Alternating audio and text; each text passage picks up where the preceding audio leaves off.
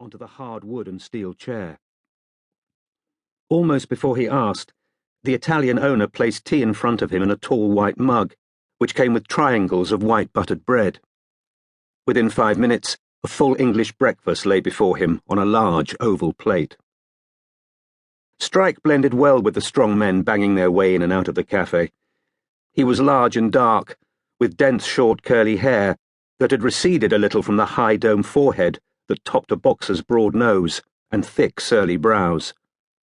His jaw was grimy with stubble, and bruised-coloured shadows enlarged his dark eyes.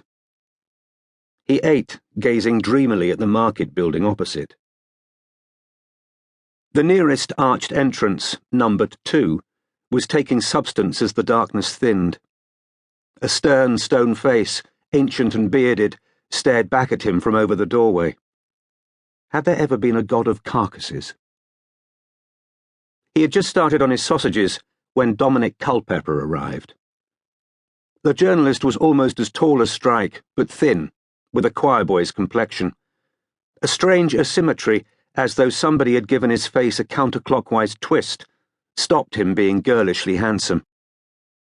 "This better be good," Culpepper said as he sat down, pulled off his gloves, and glanced almost suspiciously around the cafe. "Want some food?" asked Strike, through a mouthful of sausage. "No," said Culpepper. "Rather wait till you can get a croissant?" asked Strike, grinning. "Fuck off, Strike." It was almost pathetically easy to wind up the ex-public schoolboy, who ordered tea with an air of defiance, calling the indifferent waiter, as Strike noted with amusement, "mate." "Well?" demanded Culpepper, with the hot mug in his long, pale hands. Strike fished in his overcoat pocket, brought out an envelope and slid it across the table. Culpepper pulled out the contents and began to read. "Fucking hell," he said quietly after a while.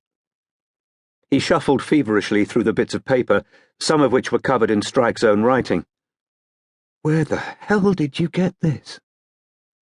Strike, whose mouth was full of sausage, jabbed a finger at one of the bits of paper, on which an office address was scribbled. "His very fucked off PA," he said, when he had finally swallowed. "He's been shagging her, as well as the 2 you know about. She's only just realised she's not going to be the next Lady Parker." "How the hell did you find that out?" asked Culpepper, staring up at Strike, over the papers trembling in his excited hands. "Detective work," said Strike thickly, through another bit of sausage. "Didn't your lot used to do this before you started outsourcing to the likes of me? But she's got to think about her future employment prospects, Culpepper, so she doesn't want to appear in the story. All right." Culpepper snorted. She should have thought about that before she nicked. With a deft movement, Strike tweaked the papers out of the journalist's fingers. "She didn't nick 'em. He got her to print this lot off for him this afternoon. The only thing she's done wrong is show it to me. But if you're going to splash her private life all over the papers, Culpepper, I'll take 'em back." "Piss off," said Culpepper, making a grab for the evidence of wholesale tax evasion clutched in Strike's hairy hand. "All right, we'll leave her out of it. But he'll know where we got it. He's not a complete tit." "What's he going to do? Drag her into court where she can spill the beans about every dodgy thing she's witnessed over the last 5 years? "Yeah, all right," sighed Culpepper after a moment's reflection. "Give 'em back. I'll leave her out of the story, but I'll need to speak to her, won't I? Check she's kosher." "Those are kosher.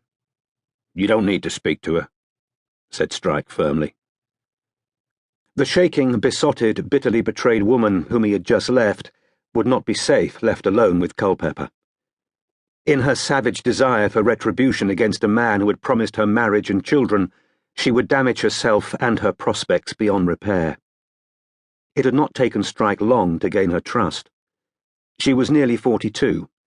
She had thought that she was going to have Lord Parker's children. Now a kind of bloodlust had her in its grip.